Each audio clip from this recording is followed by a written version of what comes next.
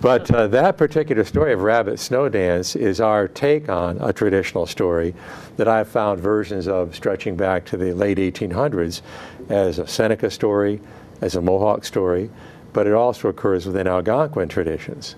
So this particular tale is one that is as it's told by myself and my son Jim, because I told these stories to my kids as they grew up, and they turned into storytellers and are telling those same stories now. So every now and then Jim and I will get together and we'll say, well, let's pool our resources and see how we're telling this story now.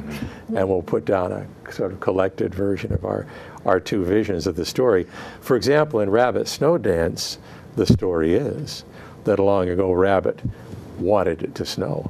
There was no snow, so Rabbit knew a dance that he could sing, a dance he could play, and songs that would be appropriate. And he made the snow fall, but he kept making it fall because he didn't have enough. Until finally everything was buried under the snow, and Rabbit, looking around for a place to rest, saw only the top of a tree. So he hopped into that tree and wrapped his very long tail around her. For in those days, Rabbit had a very long tail and very long, straight legs. But it just so happened while he slept in that tree, for this was near the end of winter, the sun came out and all the snow melted right back away. And he was stuck in the top of a tree. And when he tried to get down, he fell. And as he fell, his tail caught in the branches of the tree, tearing little pieces of it off until finally he hit the ground so hard, his front legs were pushed in, his back legs were crushed in, his lip was split, and his tail had been torn off. So now Rabbit is a little tail.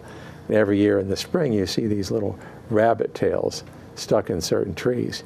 Now, the tradition is often told among the Iroquois, and we'd have it in this book too, that it's the willow tree, which has the pussy willows and little rabbit tails.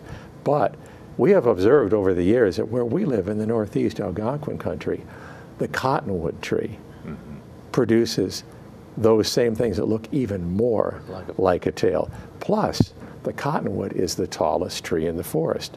The willow is not a tall tree. So if you're going to fall from a tall tree, it probably wasn't a willow tree. So I suspect that that story originates and becomes an Iroquois story from Algonquin tradition. Very interesting how you can see these things. And because we work with the natural world, because we work outdoors all the time, we spend, my two sons probably spent more nights outdoors sometimes than they did in the house when they were kids. We have an awareness of things that we would see that other people might not. For example, in earlier books that Jim and I did, one called How Chipmunk Got His Stripes, when the first drawings were done by the late Jose Arguego, a wonderful artist. All the animals had 4 toes.